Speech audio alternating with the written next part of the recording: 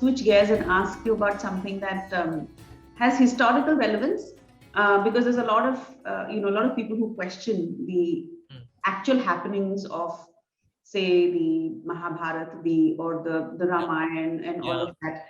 This is a very contentious topic, but there have been a lot of excavations of late. And then, for example, the Dwaraka, the city of Dwaraka, which was, the remains of which have been found, and all of that. Of course, a lot of people still are very resistant to accepting, because if carbon dating has proven that these go back thousands of years.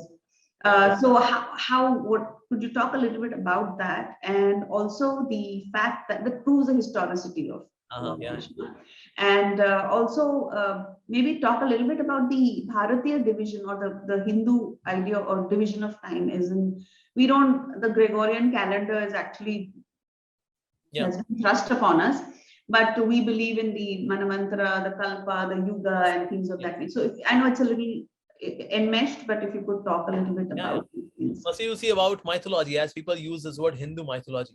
Yes. But this word mythology is not used with other religions at all. Correct. Okay.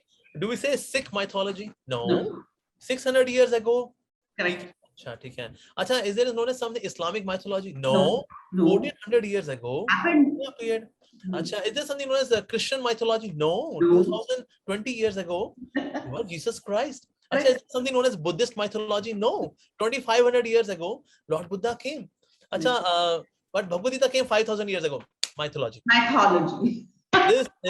This is being biased against Sanatana Dharma. We do not use this word mythology with any of the religions, but we have to draw the line. Is it like कि जो 3000 साल से पहले का है उसको mythology मानेंगे, और जो अंदर में आएगा उसको mythology नहीं मानेंगे? Where we draw the line, and who has given the authority to draw that line?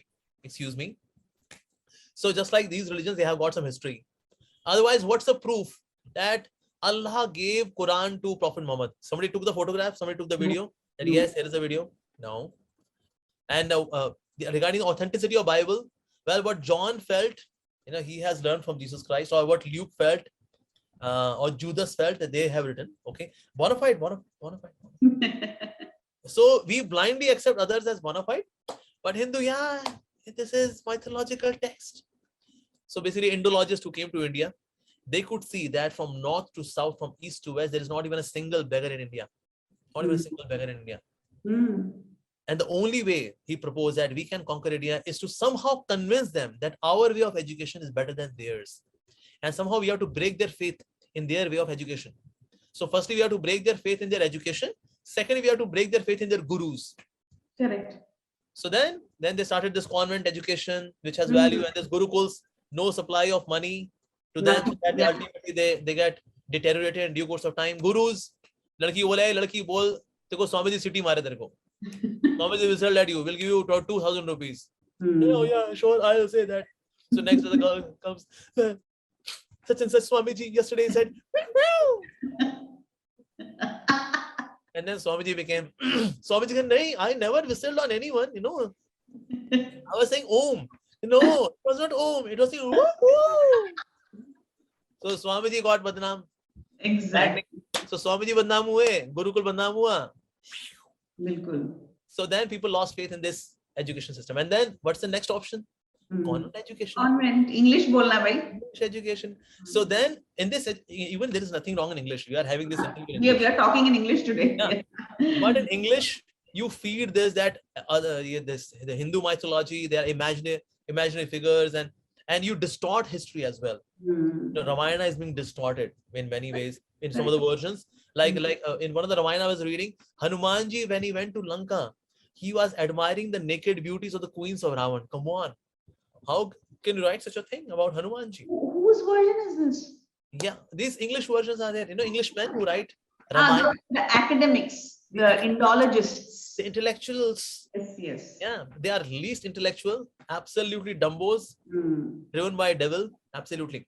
So in this way, we see that people became biased against Sanatana Dharma. All these IS academies. Yes. Oh my God. IS academies, they feed poison. Yes, and I think there is a recent controversy. I think it was all over the net about how certain, especially certain IS academies, there is so much venom being spewed against Yes. And they are Hindu. They're not. It's not as if they're from another faith. They are Hindus. So it's shocking. It's really shocking. Yeah. So that's why. So in this way, we see that in this administrative class, or this academia or intelligentsia, very anti-Hindu. Very anti-Hindu, and they are biased against Hinduism. But thanks to now, social media, that even a common man can present their views, and things have changed a lot. But otherwise, a common man can just feel frustrated and live life. That's it. So that's one thing. And what was the second question? About the Hindu division of time, the idea, because for us, like it is said that Mahabharat happened maybe like 10,000 years ago, and that would be roughly the Dwapar, and Ramayana was even further back in Treta Yuga. 5,000 years ago, Mahabharat happened. And all the scriptures came in written form 5,000 years ago, but scriptures are actually since time immemorial. Correct. But they got in written form because Vedyaji knew that now Kali Yuga is going to start. People with bad memory are going to be there. So I have to write it down so that they can read, they can revise. So they will retain something. So in written form, 5,000 years ago, scriptures were being given, but otherwise scriptures were there as a sound vibration from guru to disciple to his disciple. In this way, a succession was there like that. And division of time as per Indian Vedic system is as per the moon. That's lunar calendar actually. So we have 30 days a month. So that's why in total there are 360. So to match up with the solar calendar, because now we are having around 6 days, we are staying behind the solar calendar. So then this gets accumulated as Adhik Mas after 2.5 years, 3 years, and that's known as Purushottam Mas also. So in this way, lunar calendar and solar calendar, they go together. But 12 months. In lunar calendar also there are 12 months. But our year starts with Basant, which is springtime. Not in a chilly winters. And that's when 12 o'clock when ghosts and goblins and Chudail and Bhoot Pret, Brahma Rakshas are active. At that time, you say, Happy New Year. Happy New Year. How can year be happy at 12 o'clock midnight? Chilly winters, and nature is also shivering. Everyone's shivering. Our calendar starts from spring. Nature is blossoming. Nature is happy. There is a festival time. The crops are being cut. So there is prosperity. And we start New Year at Brahma Muhurat. So Brahma Muhurat is a good time, morning time. Not that, when Bhoot, Pret, Pishaj, Brahma Rakshas, Chudail, Ityadi, they are active. No. It's Brahma Muhurat time. We are worshipping the Lord. That's the beginning of the day. But we go by this clock. 12 bajne wale hain. 12 bajne wale hain. 12 baj gaye. Yay! Happy New Year! Yes. Hats off to the media which has brainwashed Indians to their root, that we so naturally live this artificial life, non-Vedic life. It is on Holi, Happy New Year. People say Happy New Year. What Happy New Year, bhai sahab? Hote aade pyo. This is New Year. Your New Year.